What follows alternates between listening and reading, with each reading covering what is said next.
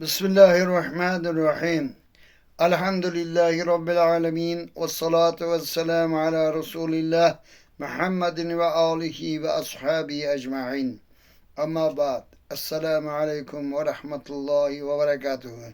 Hürmetli aziz mu'min Müslüman birodarlar, sizlerge 2013 yıl bosmadan çıkan Tavba yolu kitabımdan imkan kadar o'qib berishga harakat qilmoqdaman. Bu kitobda yoshlarimizni, mo'min musulmonlarni ichkilikka, aroqxo'rlikka, giyohvandlikka, turli xil razil ishlarga o'rgatgan Sovet davlatining hech kim bilmas yoki e'tibor qilmas amallarini bir yozib o'tganman. Ko'p voqealar qishloq joyida bo'lib o'tgan. Inshaalloh avval audio tariqasida bir nechtasini yozib chiqardik. Endi inshaalloh buni video tariqasida ham qilmasak, YouTube kanalida va boshqa kanallarda qo'yib bo'lmas ekan.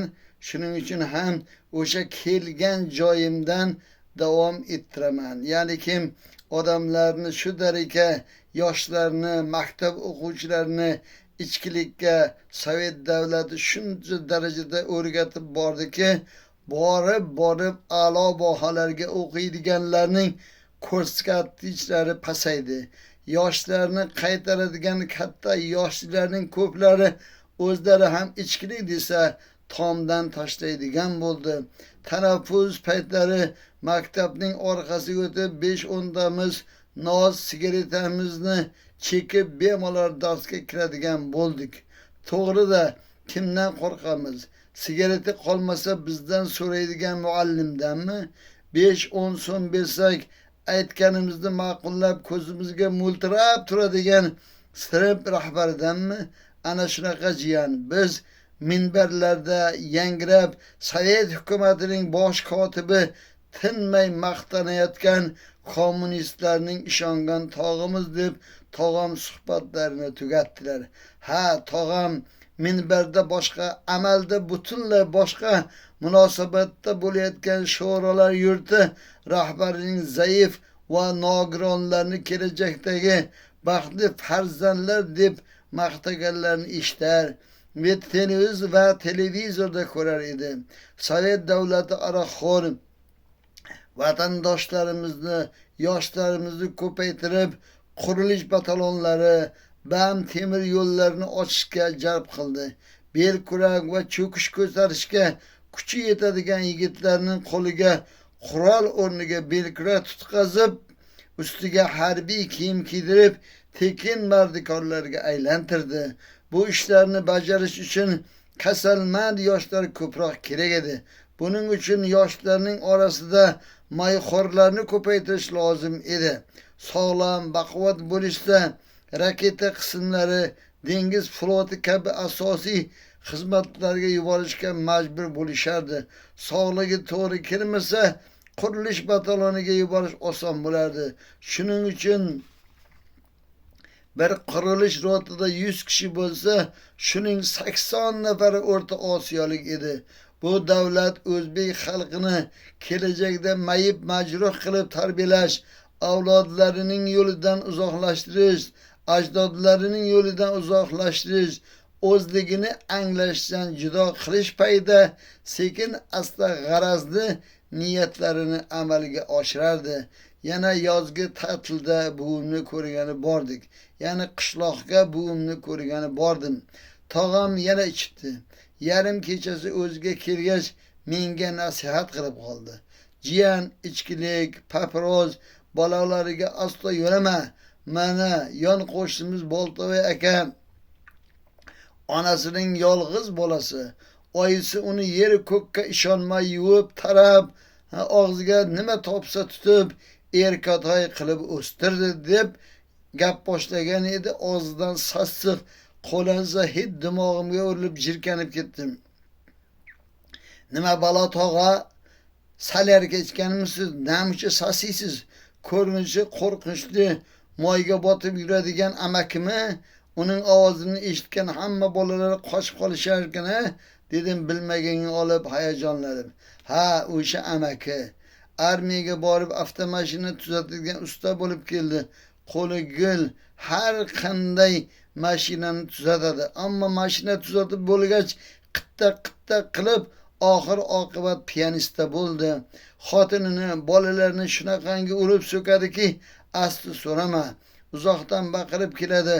Ovozini eshitgan xotini, bolalari qo'shnilarniga qochib qoladi. Agar qo'liga tushib qolsa tamom, aybi bormi yo'qmi farqi bo'lmaydi. Ko'ziga ko'ringanini ayamasdan savalaydi. Onasi qarg'agan, otasi oq qilgan.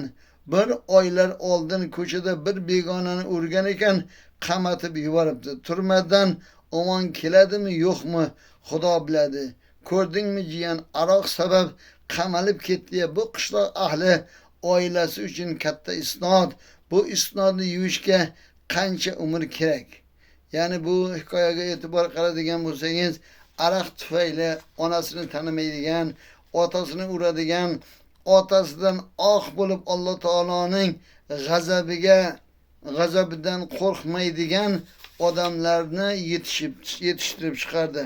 Meni aytayotgan so'zlarim hayotda bo'lgan. Samarqand shahrida bir qo'shnimiz bo'lardi. Xotini tatar edi, o'zi g'irt alkash, g'irt ichadigan edi.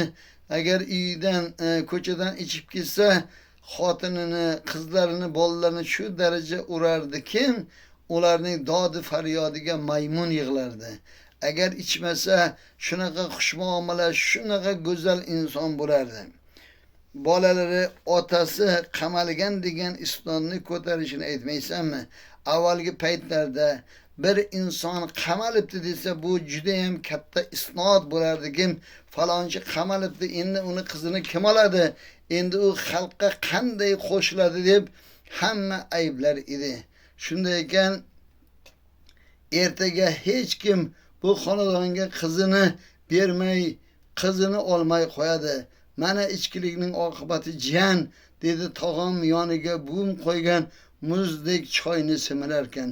Tog'am shunday dedi-yu, nimanidir unutganday birpas xayol surib qoldi. Keyin menga asta tikilib gapirak edi. Bu baloyi azim sabab qancha odamlar o'lib ketdi. Avariyaga uchragan, birovga pichoq sankan, mushtlashganlarning sanog'i yo'q. Ayniqsa paxta terimi tugagach qish kunlari uzun tunlarda kitob o'qib o'tirar edik.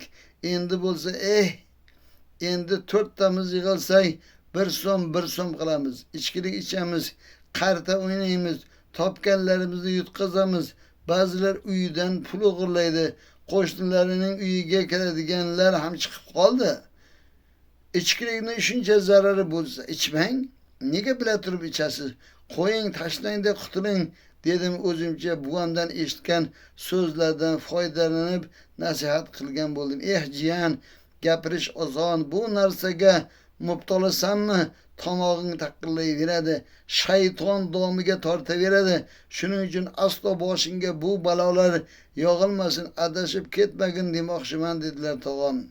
Gapiga o'zi amal qilmagan, mastligida og'zidan sassiq hid anqib turgan odamning nasihati quloqqa g'alati eshitilar ekan.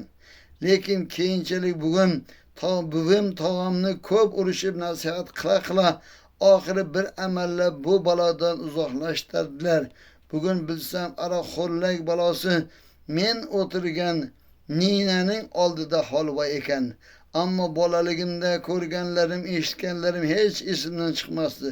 Bugun men gunohkor, shirin xotiralarim, o'tgan ajoyib yoshligim, buvamning dono do'stlari suhbatlarini xotirlayapman. Zero odamning boshiga og'ir kunlar, falokatlar yog'ilsa, Parvardigorni eslab qolar ekan. O'tgan shirin hayotini orzu qilar ekan.